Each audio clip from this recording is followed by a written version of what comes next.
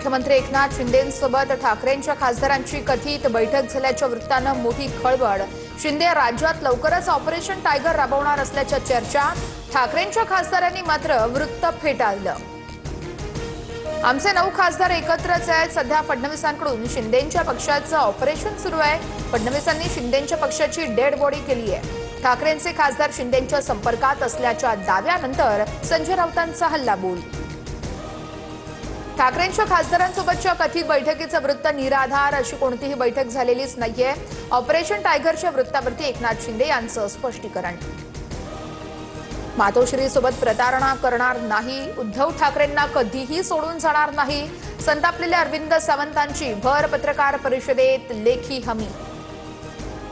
रिश्ते ही मायने रखते हैं, पैसा सत्ता यापेक्षा कुटुंब महत्वाचं आहे। सुनेत्रा पवार यांच्या प्रचाराला बोलवल्या जाणार का, या प्रश्नावर सुप्रिया सुळेंची सूचक प्रतिक्रिया। नाशिक आयटी कंपनीतील लैंगिक शोषण आणि धर्मांतराच्या प्रकरणामध्ये धक्कादायक माहिती समोर। विशिष्ट पोशाख ट्राय कर असं म्हणत तरुणींना धर्मांतराकडे वळवलं जात होतं। वर्षभरापासून पीडितेने लिपस्टिक लावणंही पूर्णपणे बंद केल्याची माहिती।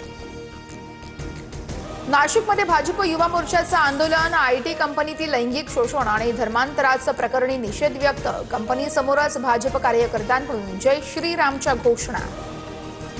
बीडच्या मस्साजोगमध्ये धनंजय देशमुखांच्या घरी चोरी, मध्यरात्री चोरीची घटना, घडफोडीची देखील घटना। पोलिसांकडून तपास सुरू।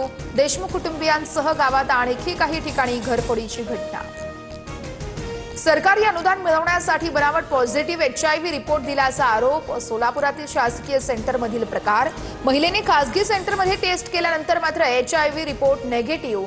त्रिसदस्यीय समिती तपास करून संबंधितांवर कारवाई करणार। बीडच्या केस पोलीस स्टेशन हद्दीमध्ये अल्पवयीन मुलीवर अत्याचारानंतर पीडितेकडून विष प्राशन करून आत्महत्येचा प्रयत्न। एक आरोपी पोलिसांच्या ताब्यात, दुसऱ्याचा शोध सुरू।